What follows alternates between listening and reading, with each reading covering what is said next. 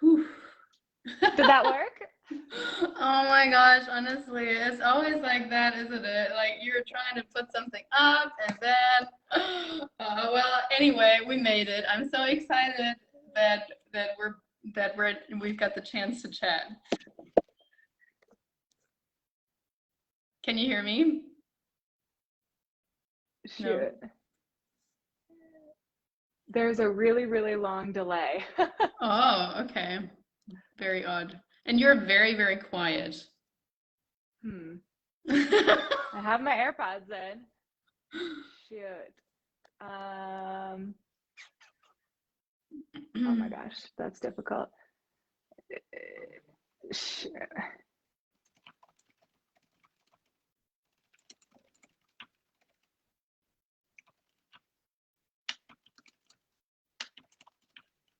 Is there still a long delay now?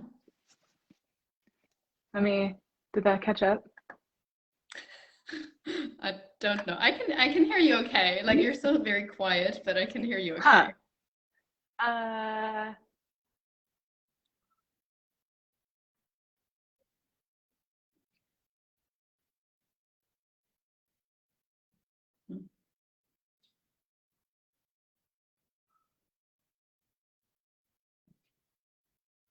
No, I can't hear you at all. Hello? Hello? Yes, I can hear you again. Okay.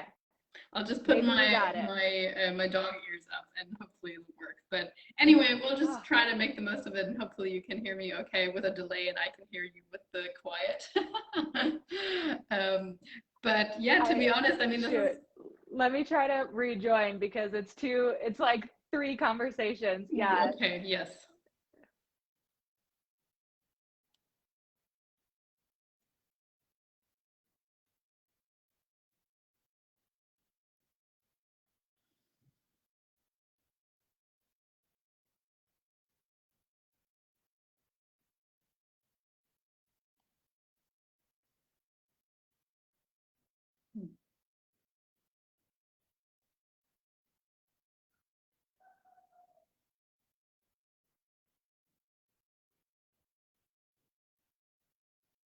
Why can I not turn you on?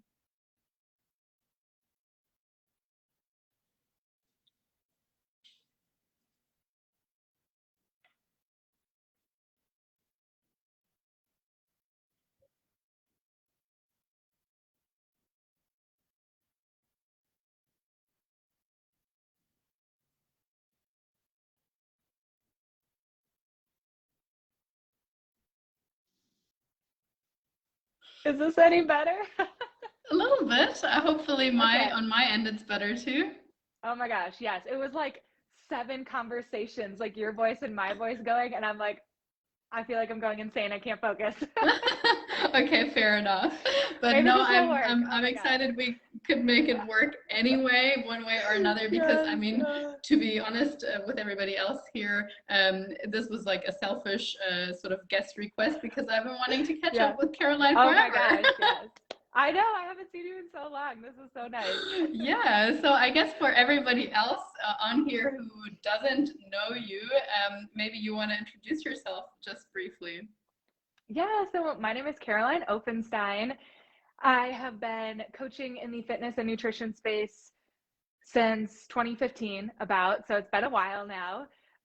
Lisa and I were lucky enough to cross paths a few years ago, and since then have both started our own coaching businesses. So I have loved seeing you thrive, and personally, I have taken my coaching kind of in a little bit of a different direction. So my background is in CrossFit, coaching CrossFit, being super intense, and then I took that into bodybuilding and competed pretty nonstop for like 2 years and made it into the pro league, which was really exciting, but then just kind of burnt my body out in a different way, more via dieting than overtraining. And so I took that was kind of October 2020. And then I made a commitment to myself to take an entire year off from any type of restricting my food, any type of dieting or fat loss focus, and really bring some attention back on my body and that connection with my body, connecting with my intuition, focusing on health, like hormone health and gut health, and letting go of some of the rules.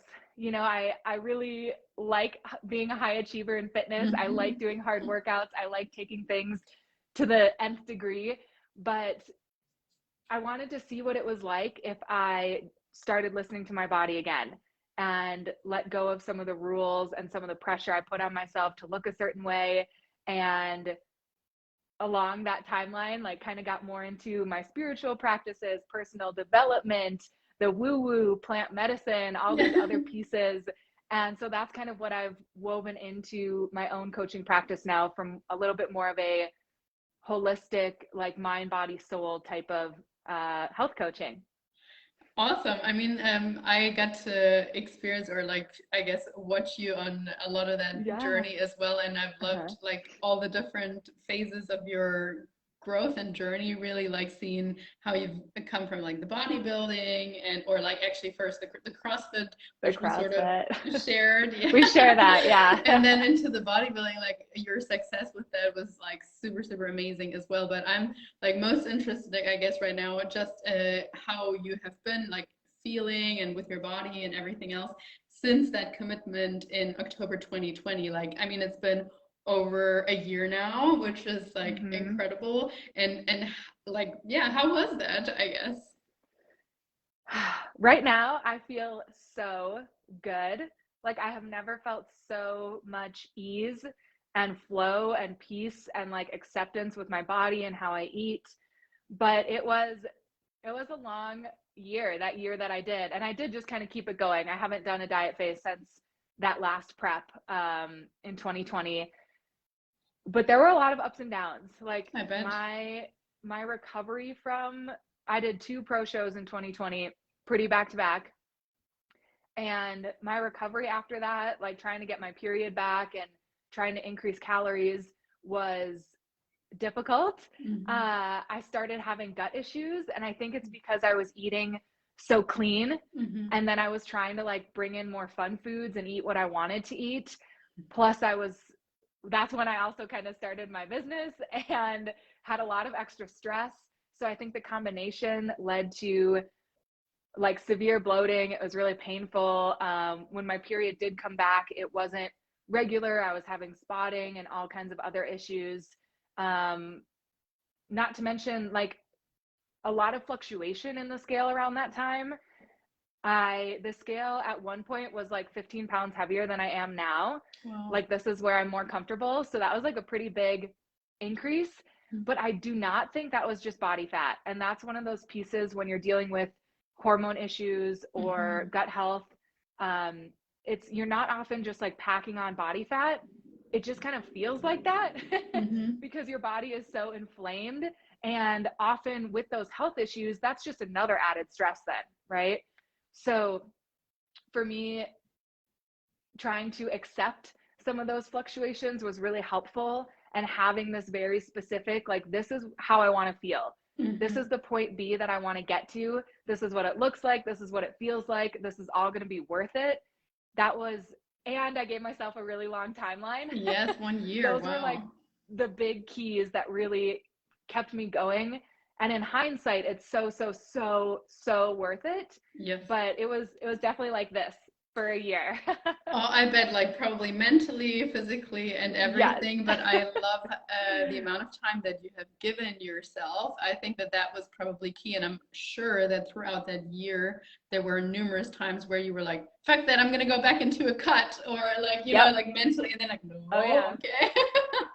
So, I had to like, really, really good that you didn't just say like, 6 weeks and that's it, or whatever. No. Yeah, I had to like totally audit and clean up my social media, because it was really hard for me to see like friends that were competing, or, you know, other pros, like these incredible athletes that I was able to compete with, and see them keep going. And I just like, it got to a point where it wasn't at all helpful for me. So I, you know, like unfollowed a lot of accounts. I tried to spend less time on social media.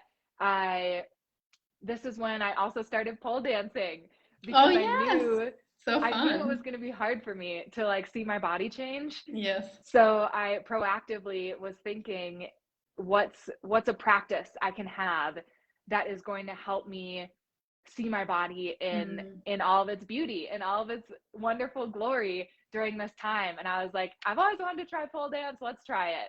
And so that was actually a huge help too, to just like find that different way to love my body through all the changes. I love that. I'm curious. I mean, so many questions actually popping up, but I'm curious if like things like that, like with the pole dancing or setting goals in terms of like how do I want to feel, if that is an approach that you take with your clients as well.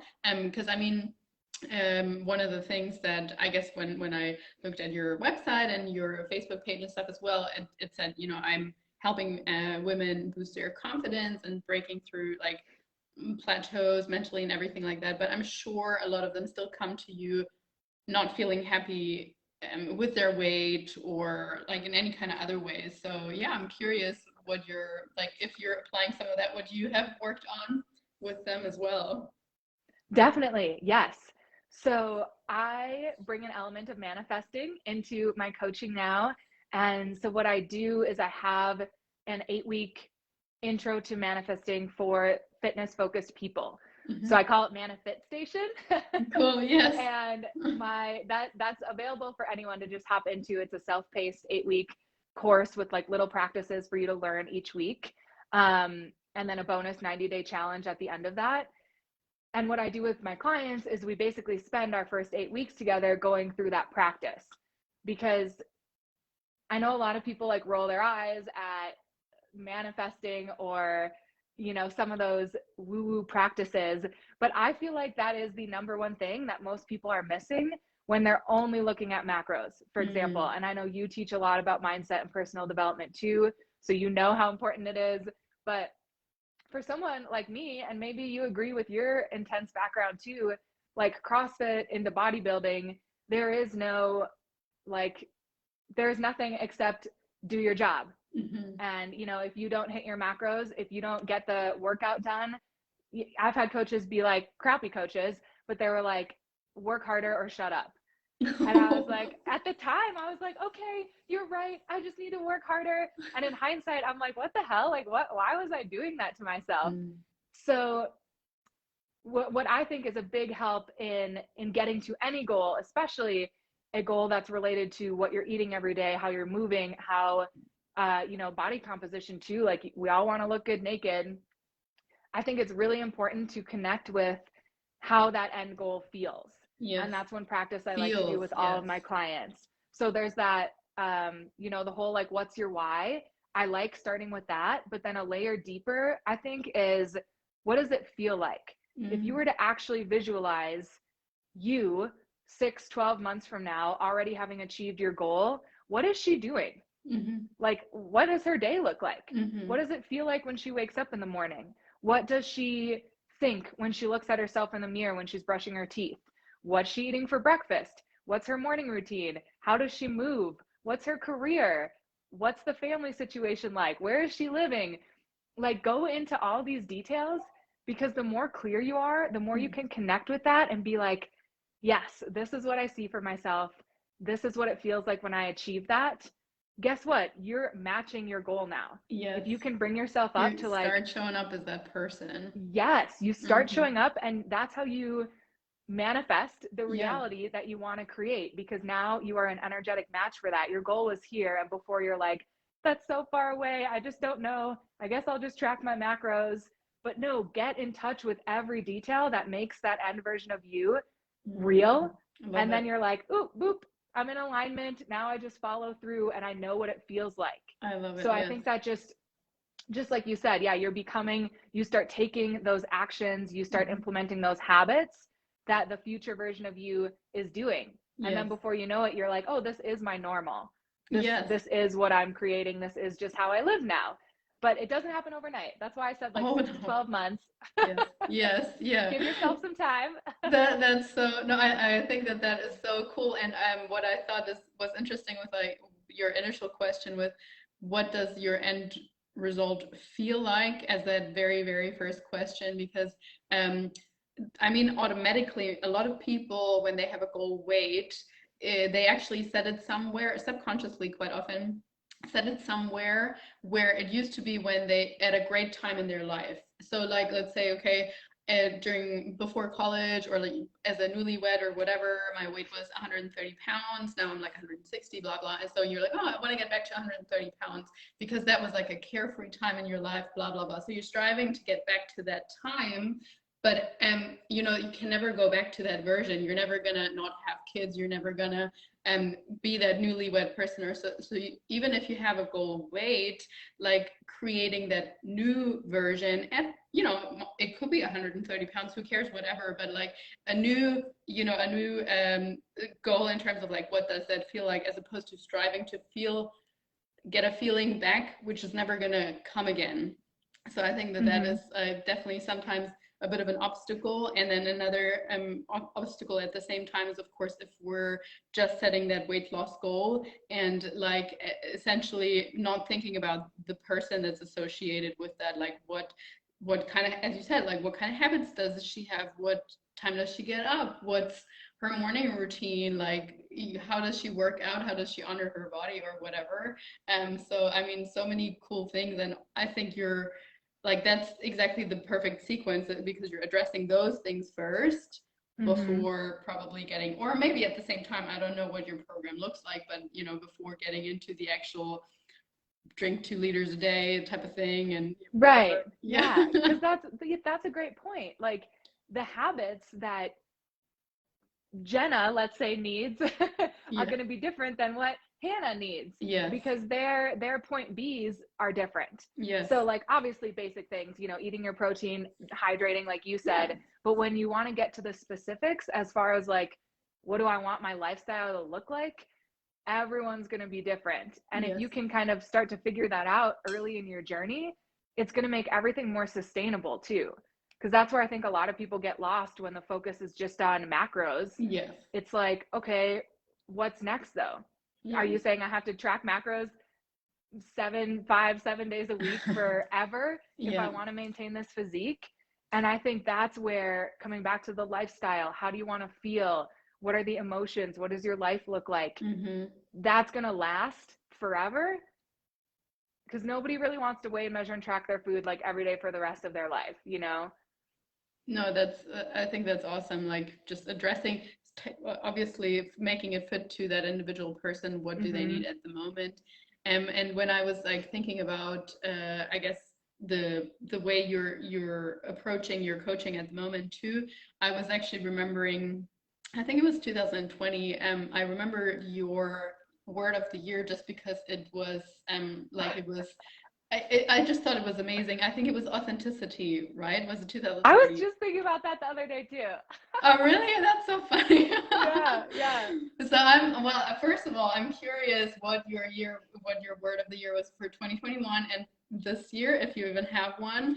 But secondly, it kind of, that authenticity made me think of intuition as well. I don't know why, but for me, those kind of go hand in hand. And I would expect, or maybe presume, I'm not sure if that's correct, but that part of your coaching is to teach these women to listen to their intuition more again. Is that something that's like included in there? Not necessarily just in regards to eating, but like everything, like listening into your body, because we're so used to numbing all day long.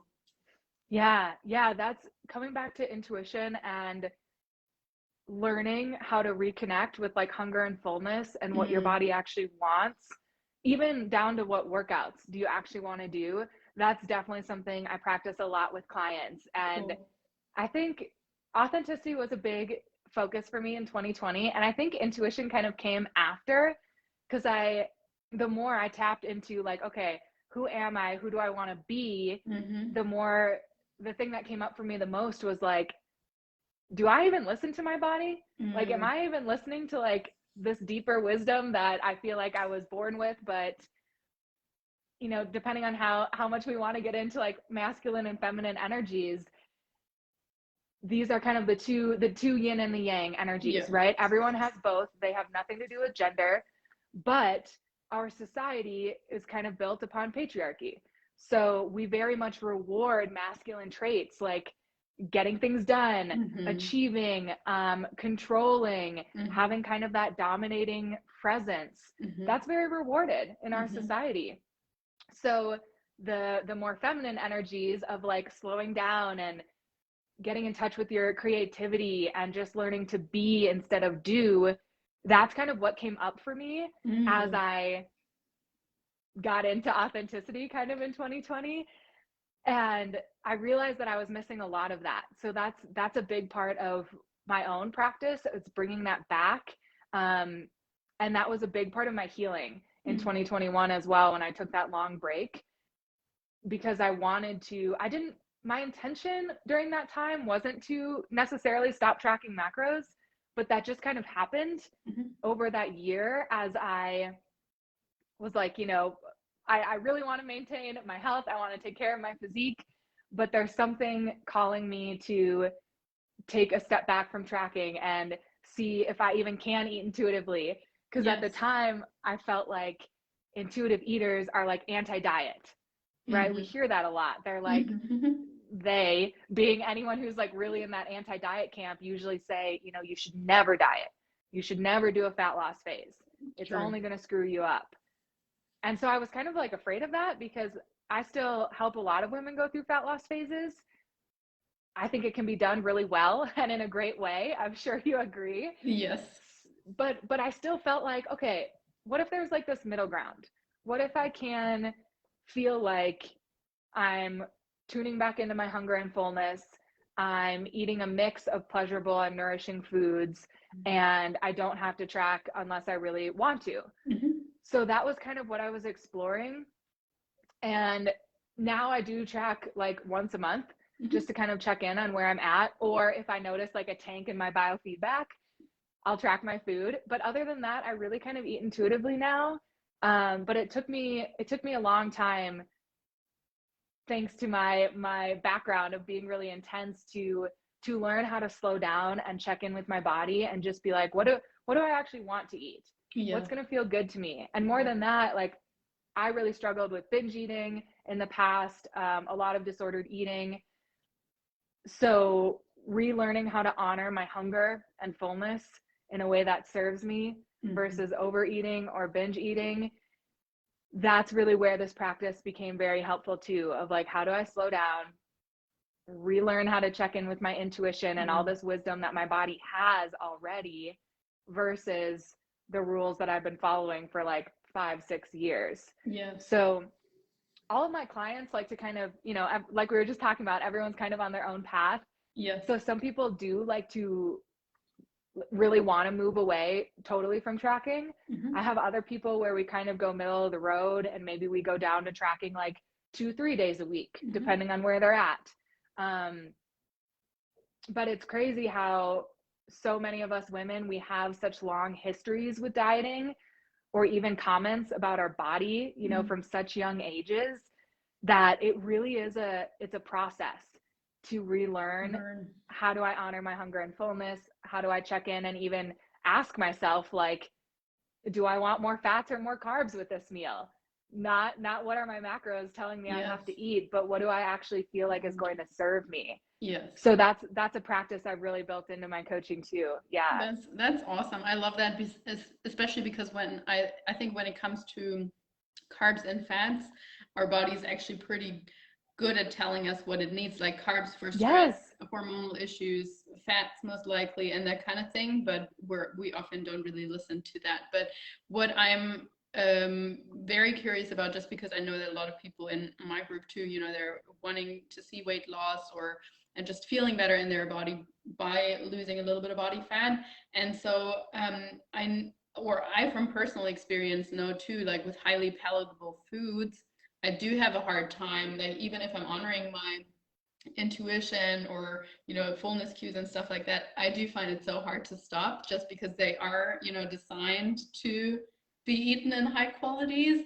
And when I find it hard to stop too is when I am stressed or emotional, because it is so soothing. And so like if I do allow myself to just, obviously I know some other tools to soothe that stress and so on, but just for somebody who's new to that, I think that is one of the main challenges, because you're so caught up in that emotion, and then you're like, oh, okay, I can listen to my body. So my body tells me this, whatever I have, these 5 donuts are exactly what I want right now.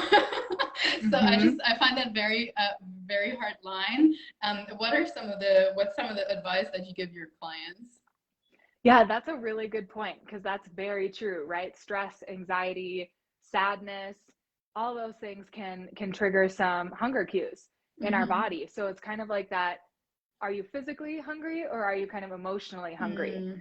Mm, And this is where just that simple practice of slowing down is so important. mm-hmm. So important. So pretty much all of the practices I start with my own clients start with some level of practicing awareness, Oh, cool. Yes. because and that's it's all interconnected, which is Mm-hmm. crazy, but like this comes back to that feminine energy. We're all of us are so, not all of us, many of us are often in our masculine energy. We Mm-hmm. are in go mode. We are go go go. We got shit to do. We got a long to-do list. We got to take care of the kids. Go go go go go. You are not even going to realize half the time that you're stress eating, or even when you're full, if you're going. Yes. So coming back to that, like, how can I add, maybe start with how can I add 5 minutes of slowing down in my day? Mm. And during those 5 minutes, maybe you just close your eyes, you take a deep breath, and you ask yourself, like, what's one thing my body is asking for today? Oh, I like that question. That's a And lovely yeah, question. Everybody should and ask just themselves that question at the do it right beginning now. or whenever in the day. Yes.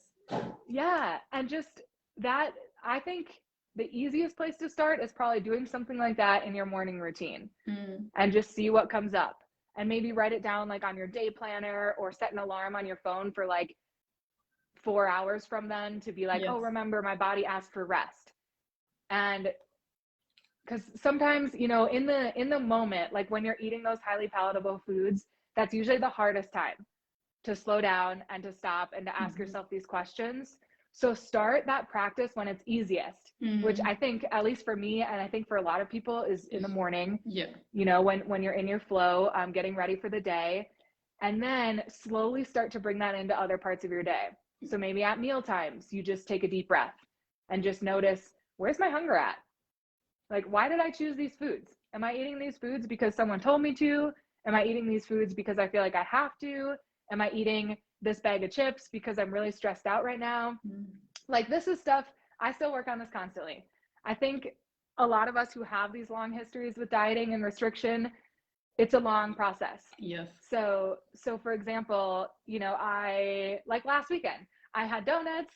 I love donuts. I almost never have them because we don't have great shops by me. And my husband and I went and got some, and I definitely ate past the point of being full. Like, I had 2 huge donuts, and afterwards I was like, oh my God, I kind of have a stomach ache. I don't feel great. But here's another time you can practice. Because what I did, instead of being like, why did you do that, Caroline? You slid backwards. You should be guilty. You should restrict for the rest of the day. Instead, I was like, okay, let me rate my hunger and fullness now. I'm at like 110, 115% full. Okay, this is what that feels like. What do I think contributed to that? Mm. Okay, eating that 2 donuts, I probably could have eaten one or one and a half. Maybe I was eating really quickly because I was excited. Mm-hmm. Um, I wasn't eating with anyone. Like my husband, we had gotten home and he had gone back to work. For me, eating with someone is a Mm. great practice to help you slow down Yes. and really appreciate the food. Um, so anytime something like that even happens, you can bring awareness in after the fact. And Mm. that's still starting to rewire your brain and how you're thinking about these foods. That's so So cool. I So that's valuable. And I like the mhm. part of eating with somebody. As much as we Yeah. probably enjoy somehow, like, sitting in the kitchen, or like sitting on the couch sometimes on our own when kids or husband or whatever are gone, because you feel like you have that complete freedom.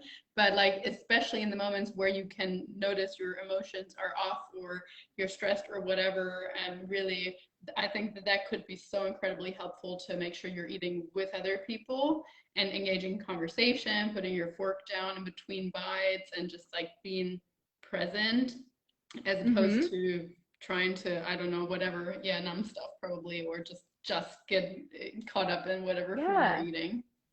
Because even with emotions, if you notice afterwards, if you're like, this is another thing that happens to me because I work from home, and sometimes I'll be in the kitchen, like eating a protein bar or something, and I'm like, I'm not even that hungry right now. Like, why am I eating this? And I'm like, oh, I just wanted a break from work.